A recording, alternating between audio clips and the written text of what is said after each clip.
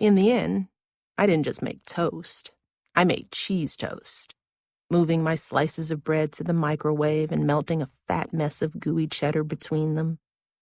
I then carried my plate outside to the backyard. I didn't have to tell anyone I was going. I just went. I was in bare feet, wearing a pair of shorts. The chill of winter had finally lifted. The crocuses were just starting to push up through the beds along our back wall. The air smelled like spring. I sat on the steps of our veranda, feeling the warmth of the day's sun still caught in the slate beneath my feet. A dog started barking somewhere in the distance, and my own dogs paused to listen, seeming momentarily confused. It occurred to me that it was a jarring sound for them, given that we didn't have neighbors, let alone neighbor dogs, at the White House. For them, all this was new. As the dogs loped off to explore the perimeter of the yard, I ate my toast in the dark, feeling alone in the best possible way. My mind wasn't on the group of guards with guns sitting less than 100 yards away at the custom-built command post inside our garage, or the fact that I still can't walk down a street without a security detail. I wasn't thinking about the new president, or for that matter, the old president either. I was thinking instead about how in a few minutes I would go back inside my house, wash my plate in the sink, and head up to bed.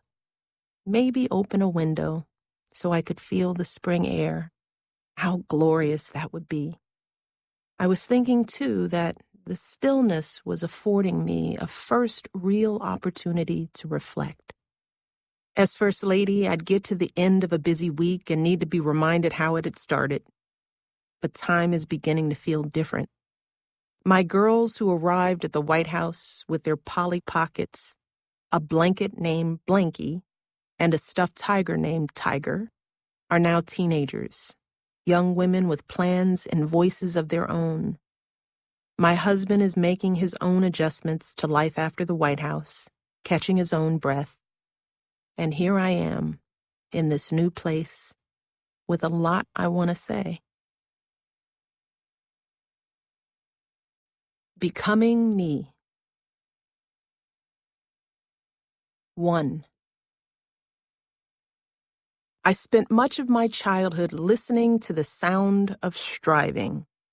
It came in the form of bad music, or at least amateur music, coming up through the floorboards of my bedroom, the plink, plink, plink of students sitting downstairs at my great-aunt Robbie's piano, slowly and imperfectly learning their scales.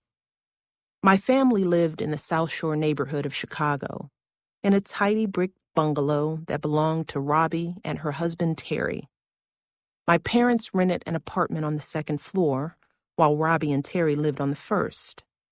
Robbie was my mother's aunt and had been generous to her over many years, but to me, she was kind of a terror.